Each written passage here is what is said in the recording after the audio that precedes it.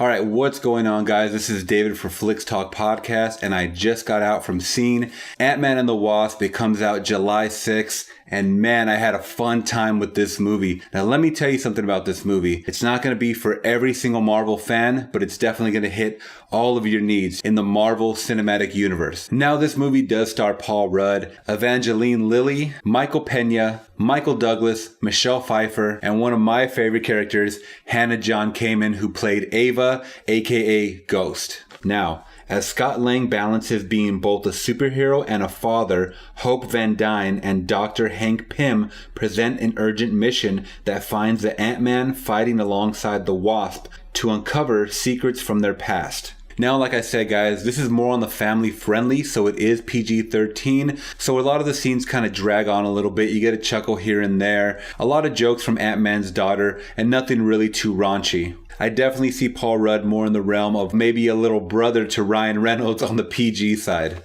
Now, one of my major likes of this film was the story. I love seeing all the science stuff going on, all the exploration of the quantum realm and things that can kind of pass through it and what it does to your body overall. And it was just very, very interesting to see all that stuff. Another big like was seeing all the original cast from the first Ant-Man movie. So if you guys haven't seen that first one, you might want to go back and check that before you hit theaters this weekend. And even though he's kind of annoying at times, Michael Peña added some good comic relief alongside of Paul Rudd's character. Now, seeing the Wasp in action was great. I thought she kicked ass, and I think the main focus of the film was on the Wasp. It should have been called The Wasp and Ant-Man, because this was definitely her movie, and now they focus more on the Wasp working together with her dad to get into the quantum realm. I'm not going to give any spoilers in this review, but they do need to get to the quantum realm to unlock some secrets that have been buried there. Now, my final like was the CGI. The CGI in this film was great. Even though a lot of it is green screen because we go from miniature to large. I mean, they really just had to film that kind of in front of a green screen, so not too much CGI going on. But when the CGI hit, it was nice. It was clean. I didn't really notice too much blurriness or anything like that around the characters that you usually notice in most movies that oversaturate it usually with the CGI. In this one, they kind of kept it to a minimal. And before I forget, Ghost. Right here, I actually picked up the pop. Ghost was such a cool character. I thought her outfit was great, and I thought she did a great acting job. Now, if you guys haven't seen John-Kamen, trust me, I think she's going to make a breakthrough in American cinema. She's British, and she's done films recently like Ready Player One. So if you guys haven't checked that out, that's definitely one of my top films of 2018. That being said, I thought she absolutely kicked ass. I thought her quantum realm powers were so freaking dope. I love that she can kind of just not really shapeshift, but she can kind of go through solid objects or even through people. And it was just really cool. And she had a lot of martial arts background. And that was really fun seeing all that come into play.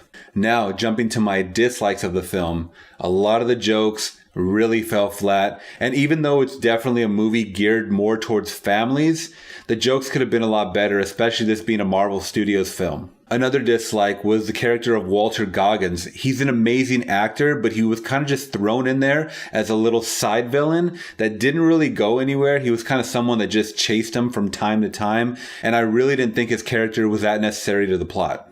Another dislike, and it's just a personal one, I thought the setting could have been a little better. I know it was filmed in San Francisco for the majority of it, but I feel maybe going to a larger city or even a more rural area to kind of film these chase scenes would have added a little more tension and suspense, especially since the score really didn't do it for me at certain times. And when it did, it was kind of too little, too late. Another small dislike of mine was Michelle Pfeiffer. Now, I'm not giving any spoilers like I said, but you don't see her too much in the movie other than the beginning of the movie and the end of the movie. It was kind of like when we saw Jurassic World. If you guys didn't know, Jeff Goldblum's only at the beginning and the end of Fallen Kingdom, so don't get your hopes up, guys. I think they're just using some of these big actors to sell tickets, and that really sucks. Even though they didn't show Michelle Pfeiffer in this trailer for Ant-Man and the Wasp, they definitely show her on the new poster, and I think that's kind of doing a discredit to the fans because she's awesome, she's still kicking, and she's an 80s, 90s icon, and I think a lot of people that appreciate modern cinema are definitely going to love her acting ability. So to summarize, guys, it was really a fun ride. I really liked the story, like I said,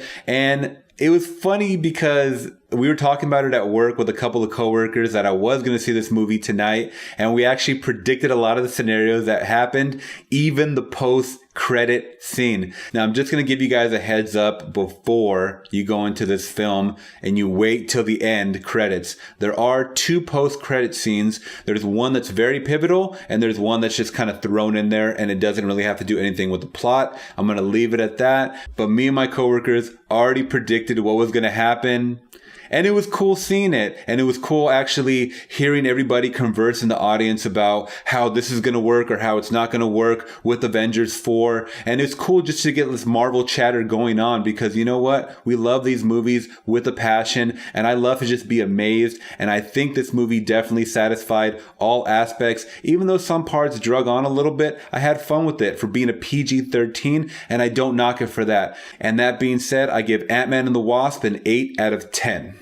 Alright guys, thank you for watching my video all the way to the end. If you want to follow me on social media, you can hit me up on Twitter and Instagram at Flix Talk Podcast. That's at FLIX Talk Podcast. And you can also check out our website, flixtalkpodcast.com.